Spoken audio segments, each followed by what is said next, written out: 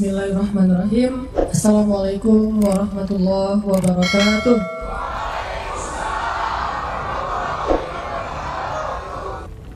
Kita akan ngebahas teknis untuk bisa menghijrahkan status dengan melobi langit dengan doa. Kan katanya doa itu bisa mengubah takdir, benar? Benar nggak tuh?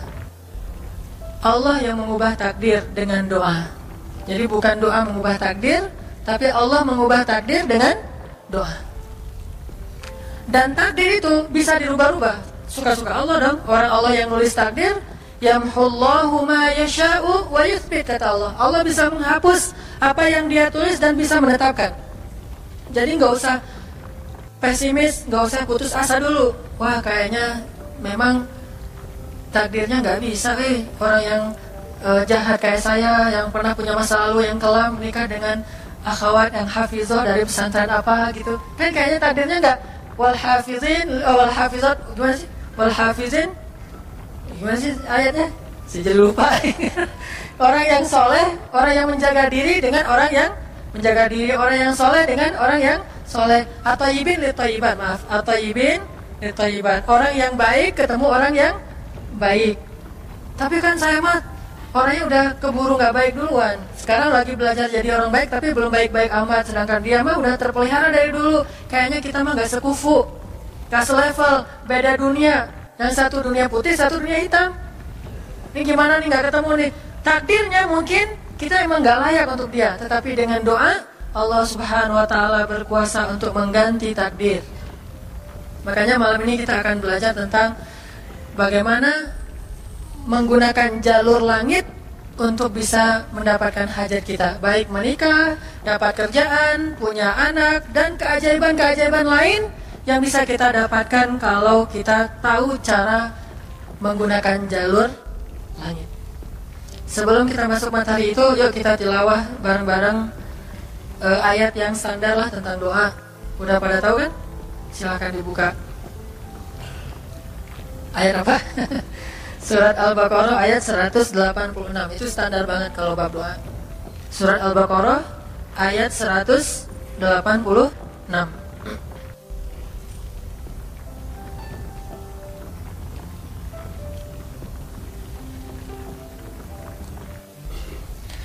A'udzu billahi minasy syaithanir rajim.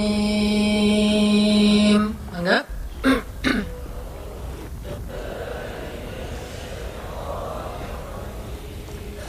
Bismillahirrahmanirrahim.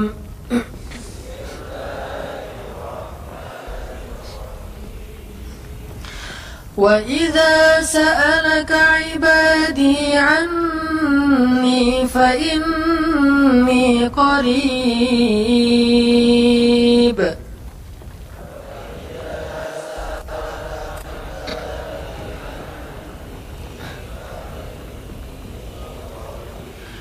Ujibu da'watad da'i idza da'an.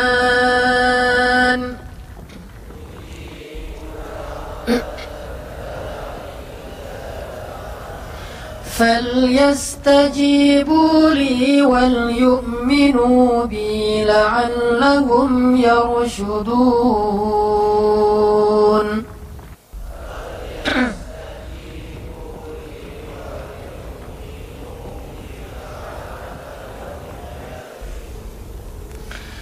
Dan apabila hamba-hambaku bertanya kepadamu tentang aku, maka jawablah bahwasanya aku dekat. Aku mengabulkan permohonan orang-orang yang berdoa kepadaku apabila dia memohon kepadaku. Maka hendaklah mereka memenuhi segala seruanku dan hendaklah mereka beriman kepadaku agar mereka selalu berada dalam kebenaran. Shadaqallahul azim. Teman-teman yang dirahmati Allah Subhanahu wa taala, ayat ini adalah ayat, kalau kita kasih judul ayat ini tuh janji Allah kepada orang yang berdoa. Janji Allah kepada orang yang berdoa. Makanya doa itu benar-benar senjata orang mukmin. melebihi senjata apapun yang dimiliki oleh seseorang. Paling dahsyat itu kalau punya doa.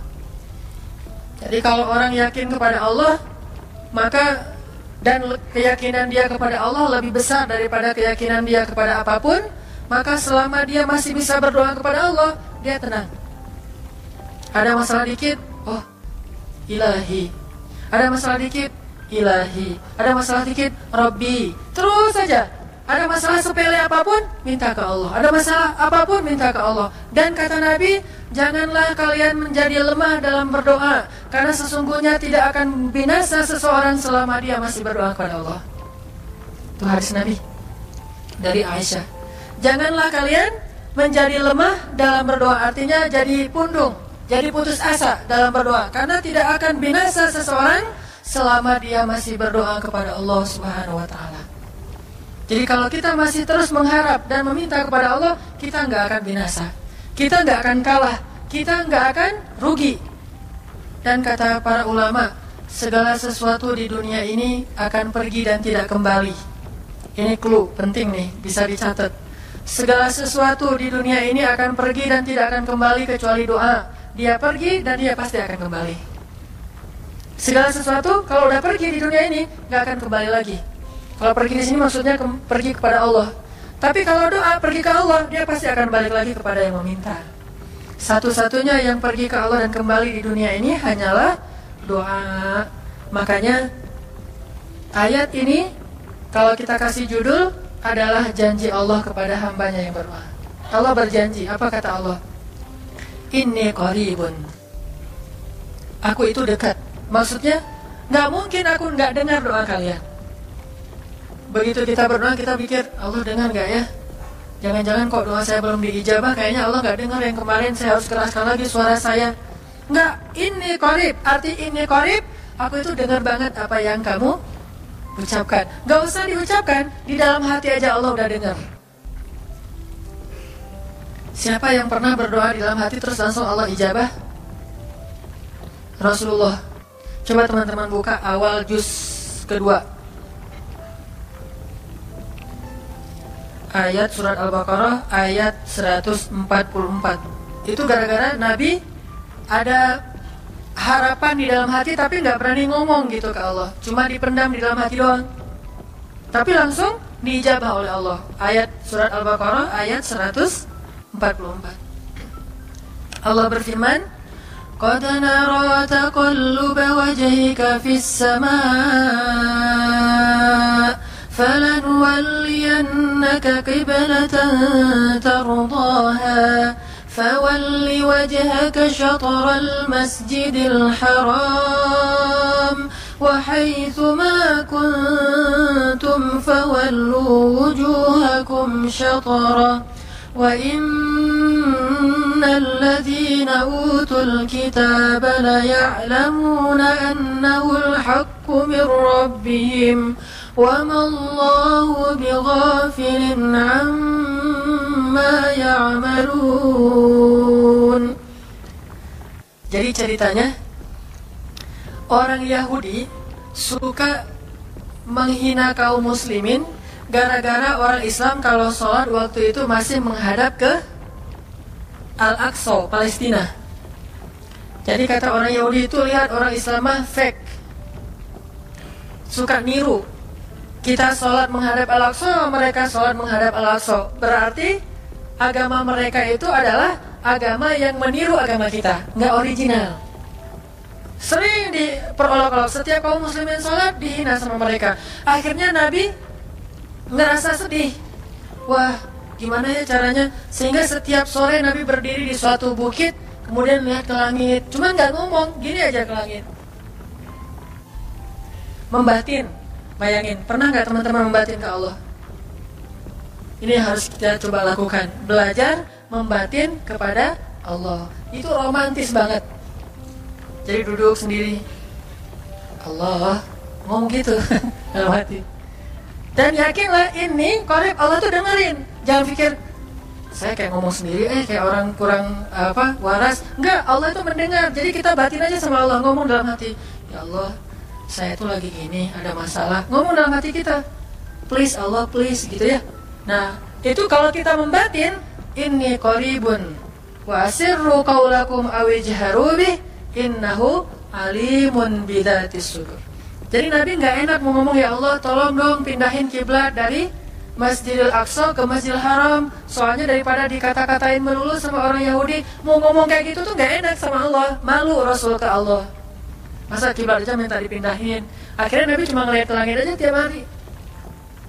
Udah selesai, pulang. Besok lihat lagi ke langit.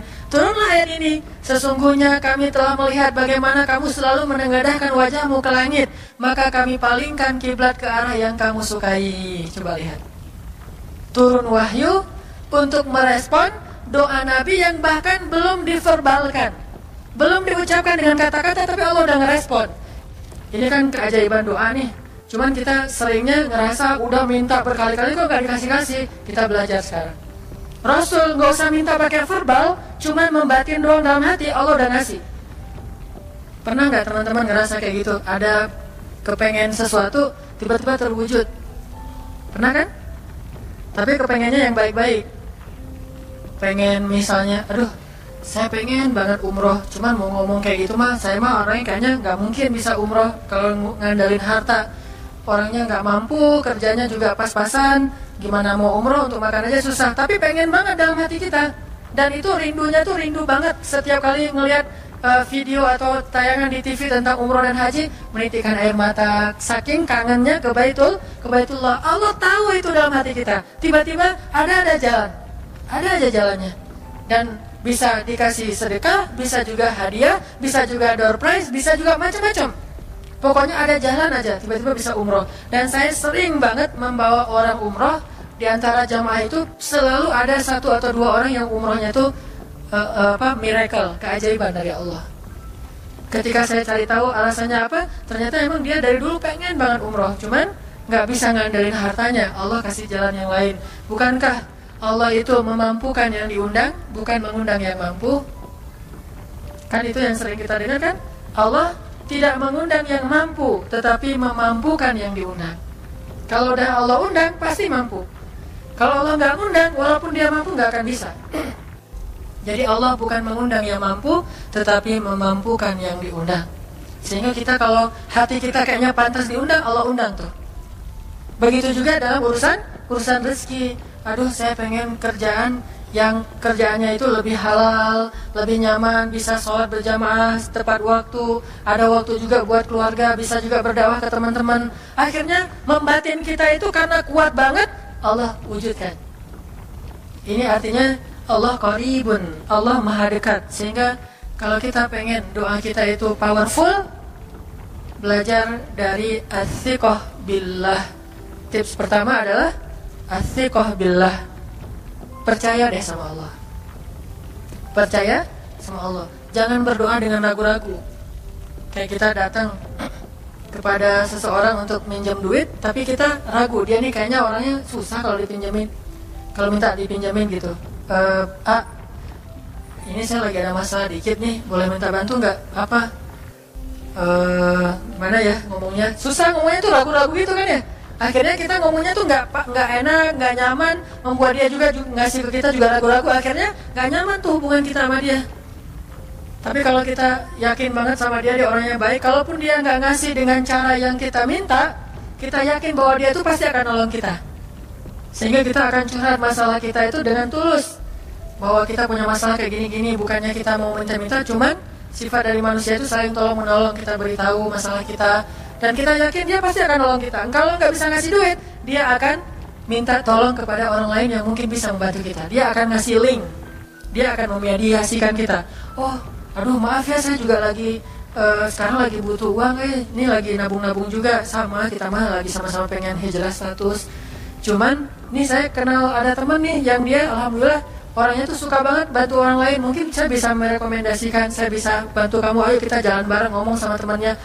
Pokoknya kita yakin dia bisa nolong.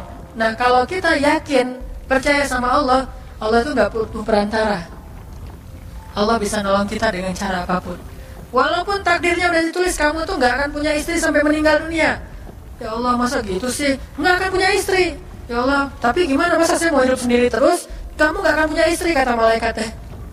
Ini orang doanya katakan malaikat dengerin doa kita ya. Kalau di hati malaikat nggak tahu, tapi kalau di lisan kita doa, ya Allah, beri saya seorang suami yang benar-benar bisa mendidik agama saya. Kata malaikat, Neng, ganti doa yang lain aja tuh Neng.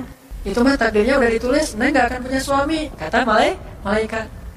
Kita mah walaupun malaikat ngomong gitu, biarin aja. Ya Allah, Engkau Maha Rahman, Maha Wadud, Engkau bisa mengubah takdir. Kata malaikat, ya juga sih, cuma takdirnya udah ditulis Neng. Ya Allah, terus aja tiba-tiba tok, assalamualaikum, waalaikumsalam. Ayahnya nemuin, ternyata pas kita nguping dari kamar, wah itulah calon pangeran kita yang datang untuk melamar kita, calon raja, calon imam. Malaikat heran-heran, wah subhanallah nih si Neng ini gak putus asa dalam meminta. Kita juga gitu, doanya terus. Walaupun takdirnya sudah ditulis, karena Allah bisa mengubah takdir lewat doa dan harapan. Masih ingat cerita seorang ibu di zaman Nabi Musa dulu? Yang datang kepada Nabi Musa bilang, ya Nabi Allah, ya Kalim Allah, saya gak punya anak, udah tua kayak gini, bisa gak ya saya minta tolong Nabi Musa doa kepada Allah supaya saya punya anak. Kata Nabi Musa, bisa aja sih, gak apa-apa ibu. Ya udah saya doain, ya Allah, ini ada ibu minta anak. Kata Allah, ya Musa bilang ke dia gak akan punya anak, itu sudah takdirnya. Kata Nabi Musa, ibu maaf, udah ada jawaban nih dari Allah. Gimana ya Nabi Musa? Allah bilang takdir ibu gak akan punya anak. Oh gitu ya, ya udah deh pulang. Sampai di rumah, ya Rahim, ya Rahim, doa aja terus. Besok datang lagi, karena dia pengen tahu kabar dari langit. Nabi Musa itu bisa bicara ke langit. Ya Nabi Allah, saya mau tahu nih, kira-kira Allah sudah memperkenalkan belum ya permintaan saya? Permintaan apa? Pengen punya anak. Tapi kan kemarin udah, kata Allah takdirnya gak akan punya anak. Ya coba aja dulu sekali lagi, siapa tahu sudah mau sekarang Allah memperkenankan.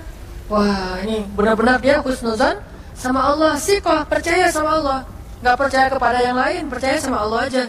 Nabi Musa karena udah terus aja direngekin minta gitu, Nabi Musa bilang, ya Allah, ini ada ibu yang kemarin, gimana dong ya Allah?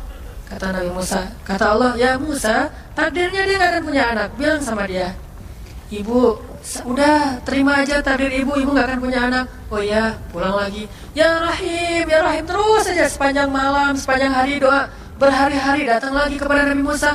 Ya Nabi Allah, udah berubah belum? Udah mau belum Allah ngasih saya anak? Kan udah kemarin takdirnya, tapi coba lagi, sekali lagi aja.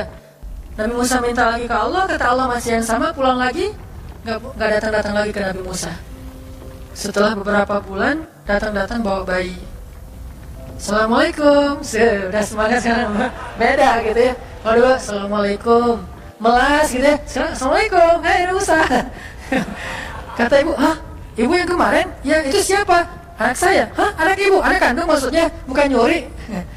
Ini anak kandung saya, ini Nabi Musa. Wah, Nabi Musa nggak wah sih, subhanallah kalau Nabi Musa. Kalau saya mah wah gitu ya. Kalau Nabi Musa, Masya Allah. Nabi Musa tanya ke Allah, ya Allah, itu ibu yang kemarin katanya takdir nggak akan punya anak, kok bisa punya anak? Ceritanya gimana Allah? Ceritain dong, saya kok nggak update gitu informasinya. Kata Nabi Musa, Allah ngasih update. Kata Allah, Musa, setiap kali aku bilang dia gak akan punya anak, dia terus berdoa dengan menyebut Ya Rahim, Ya Rahim. Allah itu kan senang banget dipuji, dan Allah lebih berhak untuk dipuji. Kalau kita senang dipuji gak baik, kalau Allah senang dipuji, emang punya hak untuk dipuji kan? Allah senang dipuji. Dia bilang Ya Rahim, kamu bilang gak akan punya anak, dia bilang Ya Rahim, terus saja berharap. Wahai Musa, sesungguhnya rahmatku mendahului takdir. Rahmatku mendahului takdir. Akhirnya dengan sifat rahim, Allah mengubah takdir ibu ini. Walaupun secara ilmiah gak mungkin punya anak karena sudah menopause, tetapi Allah yang memiliki kekuasaan atas segala sesuatu. Nah, tips pertama adalah kalau kita pengen doanya powerful, melahirkan mukjizat dan keajaiban, adalah as-siqah billah, harus percaya sama Allah. Pertama, percaya bahwa Allah Subhanahu wa taala itu Maha Kuasa mengubah apapun yang dia kehendaki. Apa yang Allah ingin, Masya Allah, kan pasti terjadi. Wa man lam yasha lam yakun. Kalau Allah nggak pengen, nggak akan terjadi.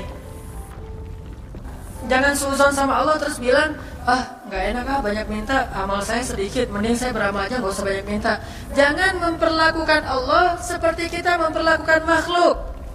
Orang kalau kita banyak minta, dia akan kesulitan. Lama-lama dia akan merasa terganggu. Tapi Allah kalau nggak diminta, dia marah. Manusia kalau kita minta banyak-banyak, dia marah. Allah kalau kita nggak minta, dia malah marah. Masya Allah ya, luar biasa. Allah tuh senang banget kalau hambanya meminta.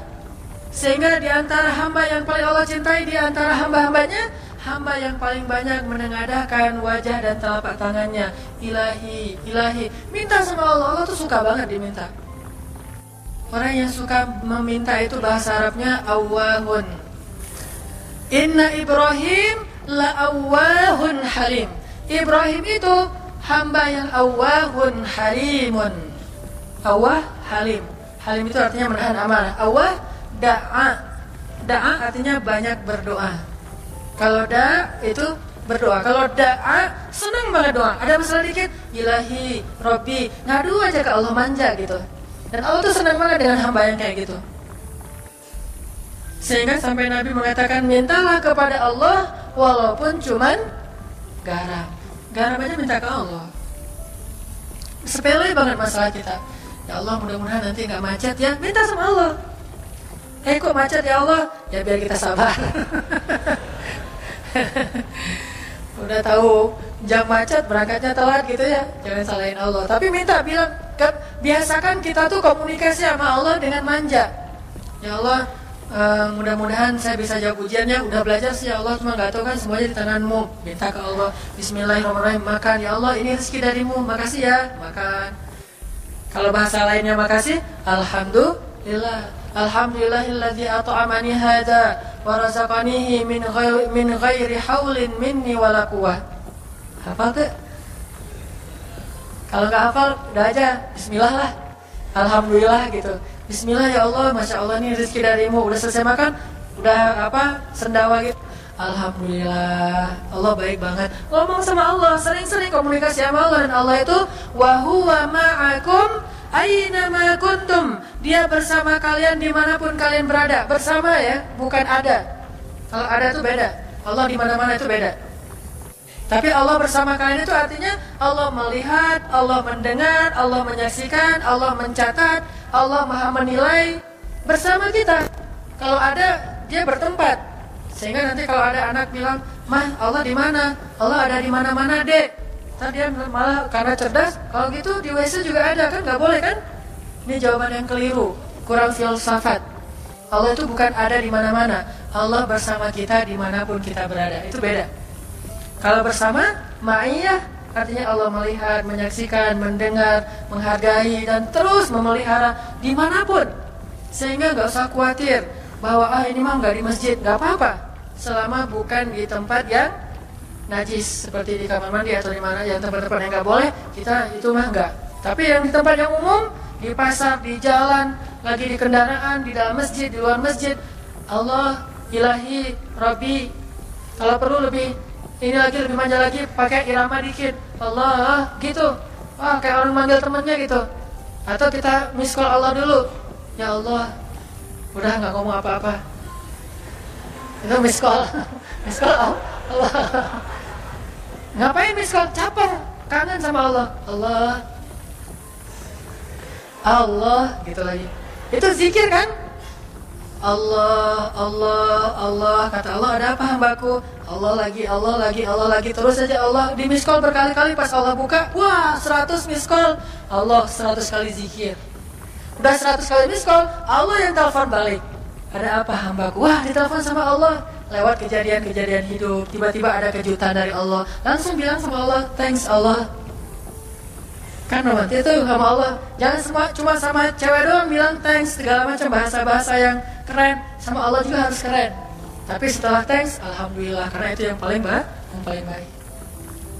Intinya harus percaya sama Allah. Allah tuh senang banget didoain, kita berdoa kepadanya gitu. Allah tuh senang. Terus makna percaya sama Allah juga, kita percaya bahwa Allah itu nggak akan ngecewain orang yang berdoa. Ujibu da'watad da'i idza da'an. Aku pasti mengijabah doa hamba-hamba yang berdoa kepadaku. Nggak usah khawatir, pasti diijabah. Tapi kok masih belum aja Ustadz? Nah, kita harus belajar apa itu makna diijabah. Jangan-jangan Allah udah mengijabah, kita nggak ngerti. Kayak ada analogi tentang orang yang tenggelam, terus dia meninggal sambil menuduh Allah, Allah kok nggak nolong saya? Bukankah aku sudah mengirim pelampung? Jadi pelampung itu cara Allah menolong kita. Kita berharap ditolongnya tiba-tiba selamat aja di pantai. Nggak kayak gitu. Allah punya cara, sehingga kita harus belajar memahami maksud Allah. Allah maksudnya apa? Di antara cara Allah mengijabah, kata para ulama, satu, Allah mengijabah persis seperti yang kita minta. Dua, Allah mengijabah yang lebih baik dari yang kita minta. Yang ketiga, Allah kalau nggak ngasih persis, ngasih yang lebih baik, dikasih di akhirat. Bahkan itu lebih keren daripada di dunia. Kok di akhirat sih? Ntar dulu. Akhirat itu jaraknya nggak jauh dengan kita, cuma 60 tahun. 60 tahun tuh cepat banget loh. Sekarang rata-rata usianya berapa? Bahaya kalau nanya usia. Kalau saya udah setengah, udah 30-an tahun. Teman-teman pasti masih 17 ya. Angkat tangan yang 17. Nggak ada. Di bawah 20 tahun, di bawah 20 tahun. Yang di atas 40. Nggak berani angkat tangan, ada sih. Artinya waktu 60 tahun itu nggak lama, sebentar doang. Jadi analoginya gini, kita lagi kuliah, pengen nikah. Terus kita naksir sama seorang cewek cantik banget. Dan saking cantiknya sampai kita cuma bisa bermimpi. Wah, saking cantiknya kayaknya nggak mungkin banget buat kita. Tiba-tiba ayahnya bilang, Dek, kamu senang sama anak saya? Yang mana Pak? Masih nanya yang mana? Takutnya tadi kembali.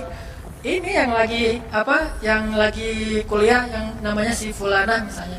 Sebutlah namanya Nisa apa gitu ya. Terus dia bilang, boleh Bapak setuju kamu nikah sama anak saya, tapi ditunda dulu sampai kamu lulus kuliah. Kita senang gak tuh? Sampai lulus kuliah, nggak apa-apa. Masa kita bilang, nggak mau Pak kalau lulus kuliah, mending gak usah deh, saya mauin sekarang. Pasti nggak gitu kan? Karena kita tahu ini cantik banget, keren banget, soleha banget, idola banyak cowok-cowok di kampus, dikasih buat kita. Syaratnya cuma satu, tunggu lulus kuliah 4 tahun lagi. Pasti kita akan sabar banget menanti itu. Gak mungkin kita bilang, Pak, Bapak kalau nawar yang serius dong, 4 tahun lama tuh Pak. Yang kedua, tips supaya doa kita powerful.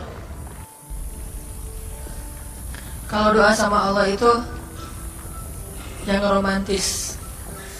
Bahasa Arabnya munajat, curhat sama Allah. Dan doa itu ibadah, bukan sekedar permintaan, bukan cuma request, tapi ibadah. Jadi kalau orang rajin doa sama Allah itu akrab sama Allah. Dan kalau akrab jadi romantis sama Allah, enak gitu, hubungannya dengan Allah tuh adem banget, nyaman banget. Pas dia berdoa, Ilahi, gini ngomong kayak Nabi Zakaria yang tadi di surat Maryam pas sholat rakaat kedua. Apa kata Zakaria? Ini bentuk curhatnya Zakaria.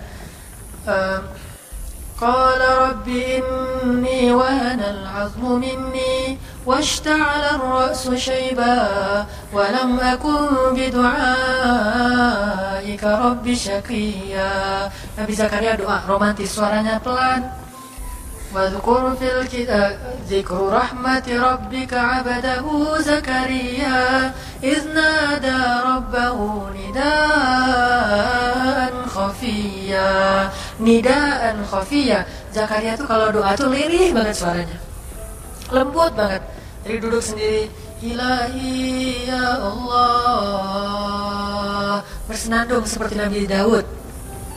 Romantis sama Allah, bukan ya Allah. Itu mah doa khusus untuk perang, itu mah doain Palestina, doain Suriah itu harus tegas. Kayak Nabi kalau berdoa itu dengan menelunjuk. Kadang Nabi mengangkat tangan, kadang Nabi mengangkat kedua tangan sampai tinggi, kadang Nabi nggak mengangkat tangan, kadang Nabi memakai telunjuk. Semuanya itu sunnah. Kan kita saling debat masalah, nggak boleh angkat tangan. Kadang Nabi mengangkat tangan, kadang Nabi tidak mengangkat tangan, kadang Nabi malah menunjuk ini. Kalau urusannya bab perang, biasanya gini. Ya Allah, bukan nyuruh Allah ya. Beda kesannya nunjuk Arab dengan nunjuk Indonesia. Kalau Arab, ngapain lo nunjuk gue, kan gitu ya. Kalau Allah mah nggak kayak gitu. Allah pakai bahasa Arab, jadi pakai filsafat Arab. Nunjuk itu maknanya sangat berharap dan tegas gitu. Jadi kita doa pelan, Ya Ilahi, إني وهن العظم مني واشتعل الرأس شيبا ولم أكن بدعائك رب شقيا. Ya Allah, tulang saya udah lemah, rambut saya sudah beruban semuanya, tidak ada satu helai pun yang hitam. Tapi saya belum pernah berputus asa dari berdoa kepadamu ya Allah. Ini namanya curhat. Wa inni khiftul mawaliya min warai. Ya Allah, saya takut banget kalau saya meninggal tidak ada yang meneruskan dakwah saya, sedangkan Bani Israel itu mudah tergelincir. Fahabli min ladunka waliya. Ya Allah, beri saya seorang anak. Walaupun istri saya sudah mandul, tapi saya terus berharap kepadamu ya Allah. Ya Allah, please gitu. Waj'alhu rabbi radiyya. Ya Allah, jadikan anak itu yang sangat engkau ridhoi. Minta Nabi Zakaria ke Allah. Tiba-tiba dapat kejutan. Ya Zakaria, inna nubashshiruka bi ghulam. Wahai Zakaria, bergembiralah, kamu akan punya seorang anak laki-laki. Itu hasil curhat ke Allah. Langsung Allah kasih nama. Ismuhu Yahya lam naj'al lahu min qablu samiyya. Namanya Yahya, kata Allah. Jangan cari lagi di Google. Udah ada namanya tuh, nggak perlu lagi nyari di googling gitu, nama yang bagus apa gitu kan ya. Lagi serius-serius.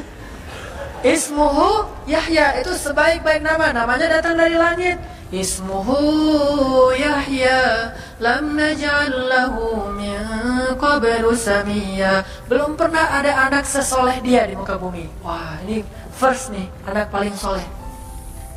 Terus kata Allah, wahananan, anaknya lemah lembut, wa zakatan, anaknya suci, wa taqiyya, anaknya bertakwa, namanya Hanan At-Taqi. Itu mah doa ya, bukan GR. Karena saya juga belum bertakwa, hanya Allah yang tahu siapa yang paling bertakwa. Terus apalagi sifatnya? Wa barram biwalidayhi, anaknya sangat berbakti kepada orang tua. Allah kasih spesifikasi anak yang Allah pengen ngasih ke Zakaria. Itu luar biasa sifat-sifatnya. Wa barram biwalidayhi, gak pernah nyakitin orang tua. Walam yakun jabbaran 'asiyya, gak pernah berlaku kasar, tidak pernah bermaksiat, gak pernah berdosa tuh Yahya. Wassalam, Allah menjaga dia. Wassalamun alaihi yauma wulida, Allah jaga dia ketika dia lahir. Wa yauma yamutu, ketika dia wafat. Wa yauma yub'atsu hayya, ketika dia dibangkitkan. Wah, ini dijamin dunia akhirat sama Allah. Hasil munajat. Allah kasih kejutan yang paling istimewa. Makanya bermunajatlah kepada Allah. Ya Allah, titikan air mata, ngomong sama Allah masalahnya apa. Ya Allah, saya pengen nikah banget. Bukan apa-apa ya Allah, saya pengen punya keturunan yang soleh-solehah. Saya pengen sholat berjamaah waktu tahajud. Saya pengen diimami oleh seorang imam yang baik bacaannya, yang soleh. Saya pengen mendidik anak saya berdua dengan pasangan saya. Saya pengen, yang baik-baik sebutin, pengennya kita, hajat kita itu apa. Cuman ya Allah, saya kurang modal, ngomong Allah kayak gitu. Gak apa-apa pakai gaya-gaya kita sendiri, gaya Sunda, gaya apa, bebas lah. Ya Allah, kurang modal banget, gimana nih ya Allah, tapi kan engkau maha kaya ya Allah, bilang gitu.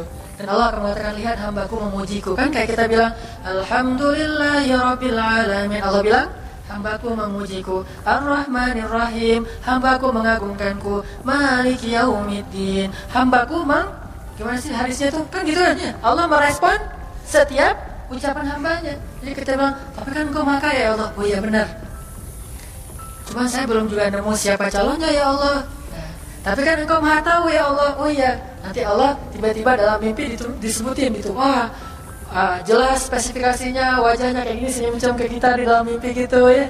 Terus kasih kartu nama, pas kita bangun ternyata kartu namanya ada di tangan kita. Kayak di film.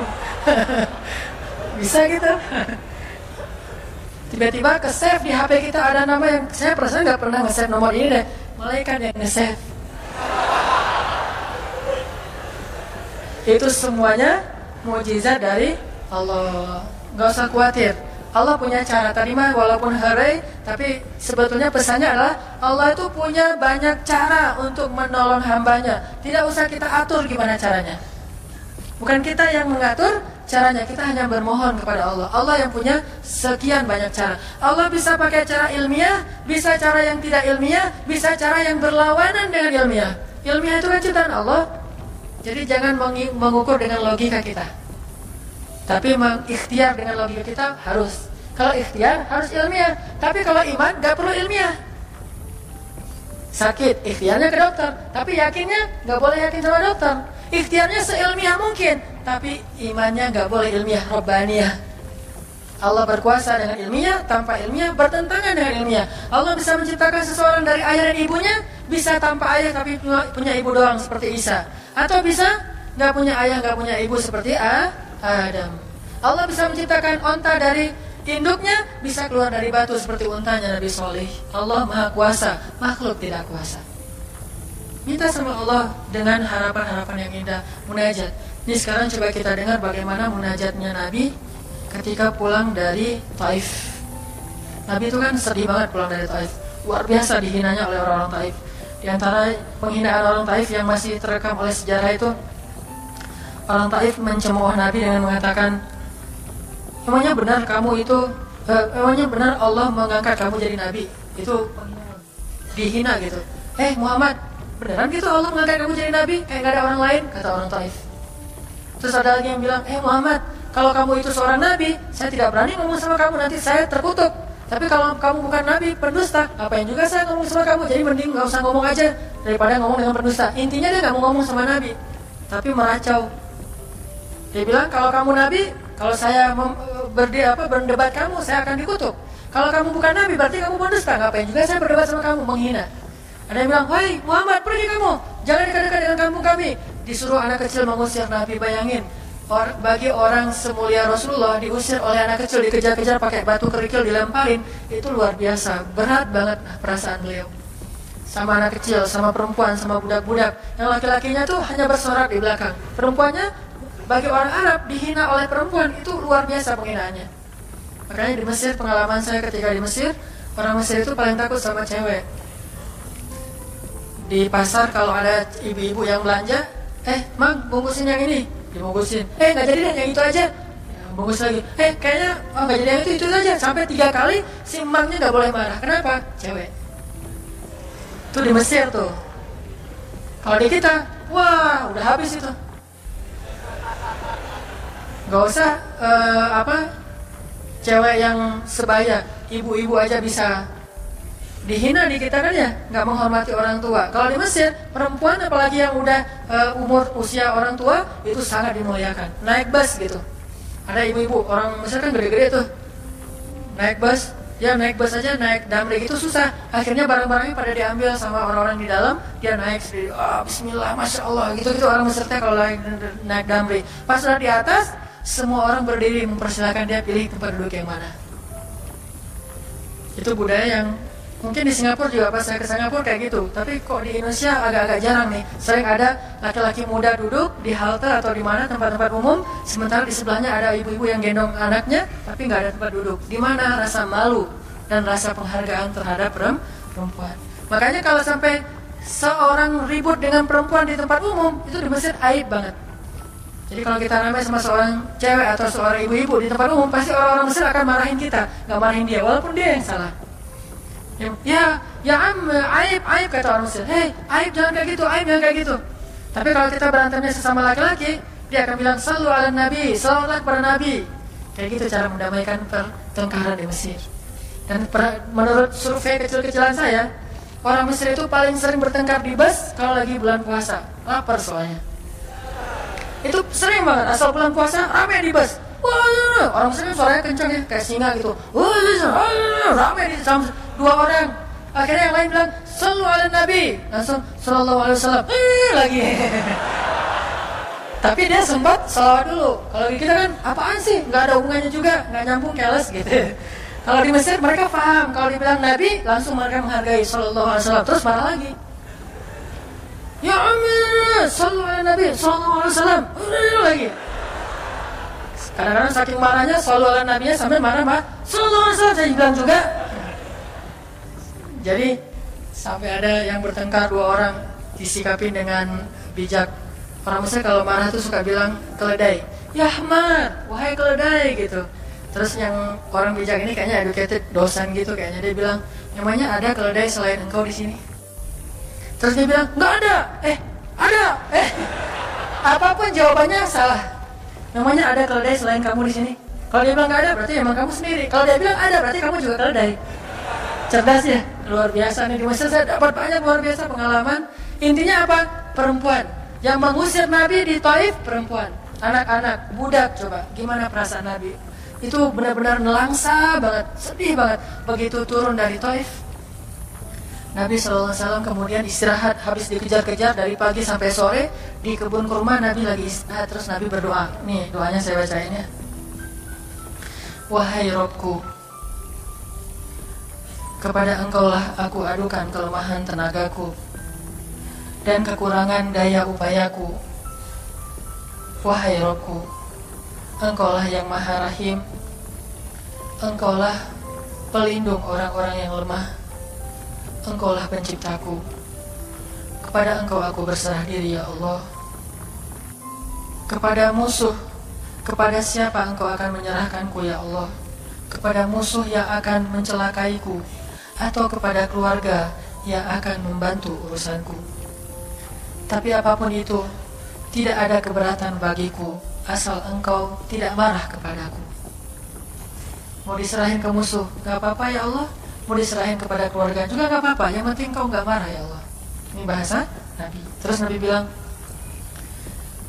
sedangkan kasih sayangmu maha luas bagiku, aku berlindung dengan cahaya wajahmu yang mulia, yang menyinari langit dan menerangi segala yang gelap, dan atasnya lah teratur segala urusan dunia dan akhirat. Dari engkau menimpakan atas diriku kemarahanmu, aku berlindung dari kemarahanmu ya Allah, dari juga azab-azabmu. Kepada engkaulah aku adukan perihalku, sehingga engkau ridho, tiada daya dan upaya melainkan dengan kekuasaanmu ya Allah. Tapi ini kalau kita baca dengan versi Arabnya lebih romantis lagi. Versi terjemah memang agak kaku. Kalau kita tahu bahasa Arabnya, ya Allah, tidak masalah aku diperlakukan kayak gini, tidak masalah aku diusir, aku dihina, aku disakiti, aku dilempari, aku dikejar-kejar, yang penting engkau tidak marah kepadaku. Coba, gimana Nabi itu cinta sama Allah. Mendengar doa Nabi yang romantis banget, sambil menitikkan air mata, tubuhnya banyak bekas luka lemparan batu, bajunya itu kotor, malaikat itu sampai gak tega, sampai Jibril turun. Wahai Muhammad, kata Jibril. Ya Rasulullah, wahai kekasih Allah, kata Jibril, Allah maha mengetahui apa yang telah terjadi pada dirimu terhadap orang-orang ini. Allah telah memerintahkan malaikat gunung untuk mentaati perintahmu ya Rasulullah, kata malaikat. Jadi kayak ada seorang anak yang nangis sedih, tiba-tiba datang ayahnya ngelus-ngelus gitu, menenangkan dia. Ya Rasulullah, Allah udah memerintahkan malaikat gunung kok, jadi menghibur gitu. Jangan sedih ya Rasul, jangan sedih, gak apa-apa, itu malaikat gunung udah siap tuh, apapun yang kamu perintahkan. Langsung malaikat gunung siap-siap gitu. Terus kata malaikat gunung, ya Rasulullah, wahai kekasih Allah, perintahkan saja kepada kami apapun. Jika engkau mau, kami akan timpakan 2 gunung ini kepada penduduk Taif, sehingga mereka mati terhimpit oleh gunung-gunung yang kami timpakan. Perintahkan ya Rasulullah, perintahkan. Kata Rasulullah, tidak wahai para malaikat. Kalaupun mereka tidak beriman hari ini, aku berharap kepada Allah, anak cucu mereka kelak akan beriman. Nabi gak sakit hati kepada orang Taif. Dan Nabi juga tidak marah kepada Allah ketika beliau diperlakukan oleh hamba-hamba Allah kayak gitu. Tetapi yang penting Allah jangan marah sama saya ya, kalau bahasa kita mah. Ya Allah maaf ya saya jadi kayak gini nih. Tapi Allah gak marah kan? Gitu banget tuh sama Allah coba. Dia udah habis-habisan, kemudian belum berhasil dakwahnya, masih takut sama Allah. Kayak kita ngedakwahin teman kita, terus kita dicela sama teman kita, dimusuhi oleh teman kita gak marah sama dia, gak marah sama Allah. Gak bilang, Allah itu sih susah ya dakwah, gak ngomong kayak gitu. Ya Allah maaf ya dia belum menerima dakwah saya, ini pasti karena saya gak benar nih menyampaikannya. Ya Allah jangan marah ya sama saya, besok saya coba lagi gitu sama Allah. Terus orangnya gak marah karena mungkin dia fa'innahum la ya'lamun, mereka tidak mengerti. Besok akan dicoba lagi, didakwahin lagi, diajak lagi, terus aja kayak gitu. Ini munajat Nabi kepada Allah SWT. Sehingga gara-gara munajat itu malaikat turun. Sama kayak munajat curhatnya Nabi Yunus. La ilaha illa anta subhanaka inni kuntu minadh dhalimin. Subhanallah. Nabi Yunus tuh bermunajat di dalam perut ikan, lirih banget, suaranya tuh pelan banget. Tapi suara yang pelan itu menggetarkan arasy Allah Subhanahu wa taala. Kita udah teriak-teriak pakai mic, nggak ada yang bergetar. Nabi Yunus kalimatnya sederhana, tetapi dari hati banget, benar-benar curhat. Ya Allah, tidak ada ilah selain Engkau. Aku ini udah zalim terhadap diriku sendiri. Ya Allah, maafin saya, maafin saya. Subhanallah, subhanallah, Engkau maha suci, saya ini kotor. Engkau maha suci, saya ini kotor. Terus saja sampai suara Nabi Yunus di dalam perut ikan, di dalam laut yang dalam itu menggetarkan arasy Allah di langit ketujuh. Tiba-tiba malaikat arasy bertanya, suara siapa ini ya Allah? Begitu indah, begitu lembut, meminta ampun kepadamu ya Allah. Kata Allah, itu suara hambaku Yunus. Apa yang dia minta ya Allah? Dia minta ampun kepadaku. Ya Allah, please ampunin dia ya Allah, please. Kata malaikat-malaikatnya. Semua malaikat meminta ampun untuk Yunus alaihissalam. Sehingga kemudian Allah mengatakan, ya sudah, aku ampuni dia. Tiba-tiba Nabi Yunus diselamatkan.